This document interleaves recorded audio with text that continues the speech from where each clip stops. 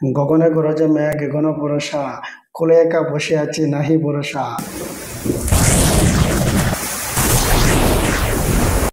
আসলে ভিউয়ার্স কোনো ভরসা নেই।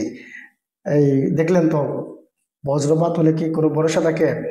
প্রতিদিনই আমরা নিউজে খবর পাচ্ছি এই মানুষ মারা যাচ্ছে বজ্রপাতে, এবং এটি অত্যন্ত দুঃখজনক।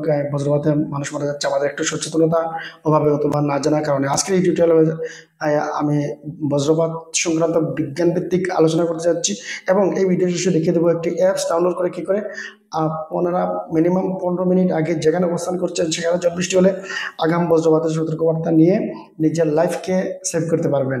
তাহলে আমার সাথে থাকুন, আজকে এই বজ্রপাত নিয়ে আলোচনা করতেছি। প্রথমে আমরা জানবো বজ্রপাত কেন হয়। ছোটবেলা আমরা শুনে আসছি দাদা ঠাকুর দাদার কাছ থেকে, দুটো মেঘ এসে এরকম ঘর্ষণ দেখেই বজ্রপাত হয়ে গেল। বিষয়টা আসলে ঠাকুরমার ঝুলির মতো। বিজ্ঞান ভিত্তিক আলোচনাতে এটির কোনো স্থান নেই। আসলে নির্দিষ্ট একটি প্রসেস এবং একটি পরিবেশ, অ্যাটমসফিয়ারে, বায়ুমণ্ডলের 5টা স্তর আছে, স্ট্রপোস্ফিয়ার স্তরেই এইসব ঘটনাগুলো ঘটে। এই বজ্রপাত আপনি দেখবেন শীতকালে হয় না, এটা বর্ষাকালে সবচেয়ে বেশি হয়। আকাশে মেঘের কোনো গোটা হলে তখন হয়। আমরা এখন জানবো কেন বজ্রপাত হয়। বজ্রপাত হওয়ার জন্য এই আকাশে মেঘ জমতে হবে।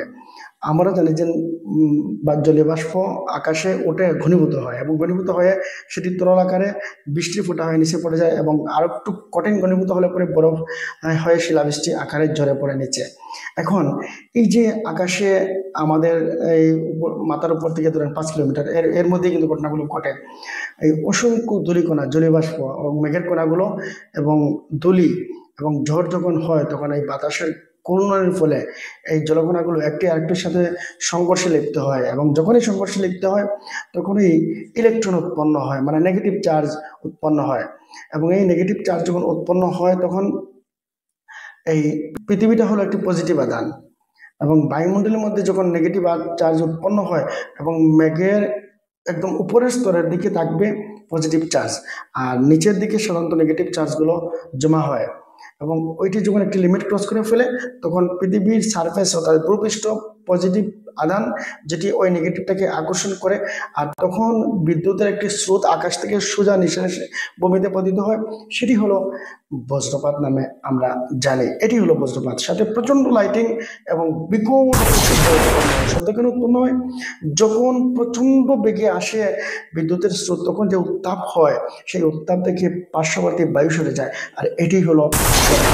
আসলে কোনো ধাক্কা লেগে শব্দ হয় না, শব্দ হয় এইভাবেই হয়। আপনি কখনো এই বিষয়টি কি জানেন যে একটি বজ্রপাতের সময় কত ভোল্টেজ বিদ্যুৎ উৎপন্ন হয়? আপনি শুনেন তাহলে।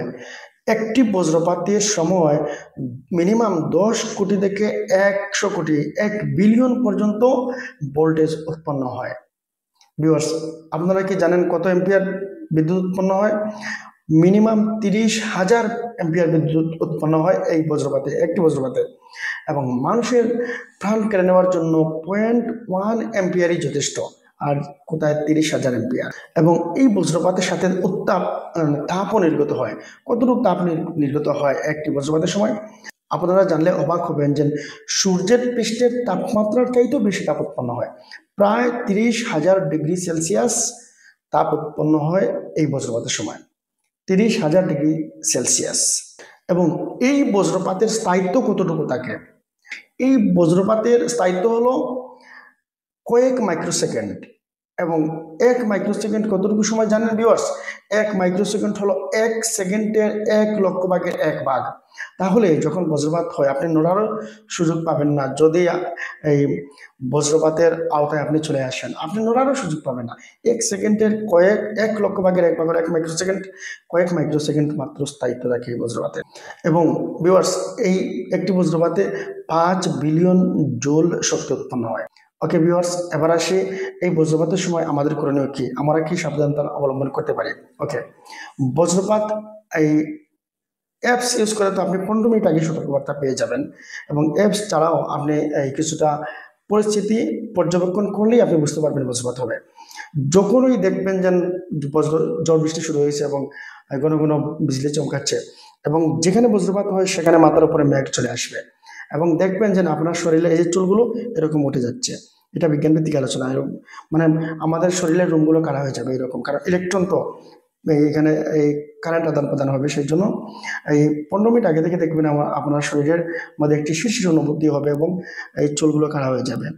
তখন আপনি এটা অগ্রিম বুঝতে পারেন। আর অ্যাপসের মাধ্যমে আপনার মানে নিশ্চিতভাবে সেটা বোঝা যাবে। ভিউয়ার্স, বজ্রপাতের সময় কি এড়িয়ে চলবেন? সাধারণত যখন ঝড় বৃষ্টি হয় তখন এই সতর্কবার্তা হিসেবে আপনি বাসায় থাকবেন, ঘরের বাইরে যাবেন না। বাসায় যদি থাকেন তাহলে দরজা জানালা বন্ধ করে রাখতে হবে। এখন আমাদের তো অনেক সময় বাইরে থাকা অবস্থায় ঝড় বৃষ্টি হয়, তখন তো আর এই চিন্তা করলে হবে না। তখন আমাদের করণীয় কি? যখন বজ্রপাত শুরু হয়ে যাবে, বৃষ্টি শুরু হবে এবং বজ্রপাত হচ্ছে আশেপাশে, তখন আমাদের কিছু দায়িত্ব হলো, আমরা নিরাপদ স্থানে যাব। নিরাপদ স্থান হলো আপনি কোনো গাছের নিচে অবস্থান করবেন না, কারণ গাছের মধ্যে বজ্রপাত হয়। খোলা মাঠ হলো বিপজ্জনক, এবং পানি, নদী, ধার, লেক এগুলো হলো নিরাপদ না। আমরা যদি পানিতে থাকেন, বিশেষ করে গ্রামাঞ্চলে কৃষকরা এখন এই চাষবাস করবে, এই পানিতে থাকে, এটা খুবই বিপজ্জনক। কারণ ওই পানিতে বজ্রপাত হলে আশেপাশের অঞ্চলগুলো ইলেকট্রিসিটিতে রূপান্তরিত হয়ে যাবে, তখন মৃত্যু হবে। ছাতা ইউজ করা যাবে না, কারণ যদি ছাতা থাকে, ছাতার মধ্যে লোহা থাকে, তাহলে ছাতাও নিরাপদ নয়, এবং বৃষ্টিতে ভিজাওটাও নিরাপদ নয়। অনেক সময় আমরা শখ করে এই বৃষ্টি আসলেই ছাদে উঠে যাই এবং গিয়ে বৃষ্টিতে উপভোগ করতে চাই, সেটি আরো বিপজ্জনক। বজ্রপাত সবসময় উঁচু জায়গায় হয়। ছাদ আপনার ভূমি থেকে অনেক উঁচুতে, সেখানে সম্ভাবনা বেশি থাকে বজ্রপাত হওয়ার। এই জন্য ছাদে বজ্র নিরোধক দণ্ড থাকে। আপনি যখন ছাদে উঠবেন, বৃষ্টিতে ভিজার চেষ্টা করবেন, বৃষ্টি বিলাস করবেন, এটা বিপজ্জনক হবে, কারণ ভিজা শরীর বজ্রপাতের জন্য ঝুঁকি বেশি। তাহলে ভিউয়ার্স, বুঝতে পারছেন, ছাতাও নিরাপদ নয় এবং এই বৃষ্টিতে ভেজাটাও নিরাপদ নয়। তাহলে করণীয় কি? বৃষ্টিতে বুঝতে পারবো না, ছাতাও ইউজ করতে পারবো না। আসলে এটি উপস্থিত সময় আপনারাই সিদ্ধান্ত নেবেন কি করবেন না করবেন। এবং বাসাতে যদি আপনি থাকেন, বাসা বাড়িতে, তাহলে এই বজ্রপাতের সময় কিছু দায়িত্ব এবং কর্তব্য আছে। যখনই বজ্রপাত শুরু হয়ে যাবে, আপনার টিভি, ফ্রিজ, মোবাইল চার্জে থাকলে সেটা খুলে ফেলবেন, এগুলো বন্ধ রাখতে হবে। নচেত এই আপনার টিভি, ফ্রিজ এগুলো এই একদম নষ্ট হয়ে যাবে, শর্ট সার্কিট হয়ে যাবে। আশেপাশে যদি ইলেকট্রিক লাইনের পাশাপাশি কোনো বজ্রপাত হয়, ইলেকট্রিক লাইনও হয়ে যায়, তাহলে এই সংযোগটা আপনার আছে এবং এই এলাকার সব টিভি, ফ্রিজ চলে যাবে। এই জন্য বুদ্ধিমানের কাজ হলো বজ্রপাতের সময় টিভি, ফ্রিজ এগুলো বন্ধ রাখা। এবং আপনি জানালার পাশে যাবেন না, জানালাতে লোহা থাকে, এই জন্য দরজা জানালা এগুলো বন্ধ করে রাখাটাই বুদ্ধিমানের কাজ। এইটুকু সতর্কতা অবলম্বন করলে বজ্রপাত থেকে বাঁচা যায়। এবং আপনার বাড়ি যদি গ্রামে হয়ে থাকে, তাহলে বাড়িতে তাল গাছ লাগাবেন। ব্রিটিশরা যখন এদের শাসন করছিল, তখন তারা এই তাল গাছ লাগাইছিল বেশি বেশি করে, এবং বজ্র পিলার লাগাইছিল। ওই পিলার ভূমিতে রেখে গেছিল, পরবর্তীতে ওইটা অনেক উত্তোলন করে বিক্রি করতে চাইছিল। তাল গাছ লাগিয়ে রাখবেন, আপনার পরবর্তী বংশধর নিরাপদে থাকবে। তাল গাছে বজ্রপাত হয়, তাল গাছ উঁচু, সেই জন্য যেখানে তাল গাছ আছে সেখানে তাল গাছে বজ্রপাত হবে এবং আশেপাশে কোথাও হবে না। তাহলে এই দায়িত্ব আমাদেরকে মেনটেন করতে হবে বজ্রপাতের হাত থেকে বাঁচার জন্য।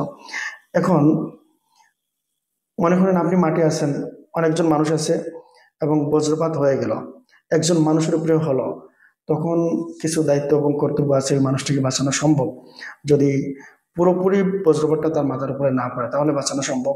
অনেক সময় আমরা ভেবে বসে থাকি বজ্রপাত হলেই কিন্তু লোকটা ছিটকে পড়ে যাবে, অজ্ঞান হয়ে যাবে, এবং আমরা ভেবে বসে থাকি তো হয়তো বজ্রপাত হয়েছে, ওর শরীরের মধ্যে কারেন্ট থাকবে। আসলে শরীরে কারেন্ট অবস্থান করে না, সাথে সাথে কারেন্ট শরীর থেকে চলে যায়, কিন্তু আঘাতটা করার পরে কি হয়, হৃদযন্ত্র বন্ধ হয়ে যায় এবং স্নায়ুর মাধ্যমে মস্তিষ্ক এই মানে কাজ করবে না, বন্ধ হয়ে যাবে এবং চামড়া পুড়ে যাবে। যদি বজ্রপাতের আংশিক সে ছিটেফুটেও পড়ে, তাহলে সে অজ্ঞান হয়ে যাবে। এবং বাঁচানোর জন্য আমাদের কিছু করণীয় আছে। সেই করণীয় হলো গিয়ে ওই লোকটাকে এই সাড়া যদি না দেয়, তাহলে বুকে চাপ দিতে হবে, সেটা ওই হৃদপিণ্ড যাতে চালু হয়, এরকম কিছু বিষয় আসে। অর্থাৎ মানুষকে এই তাড়াতাড়ি ডাক্তারের কাছে নিয়ে যাওয়ার পূর্বে এই প্রাথমিক এই কাজটুকু করে তারপর ডাক্তারের কাছে নিয়ে যেতে হবে। এই হলো বিষয়।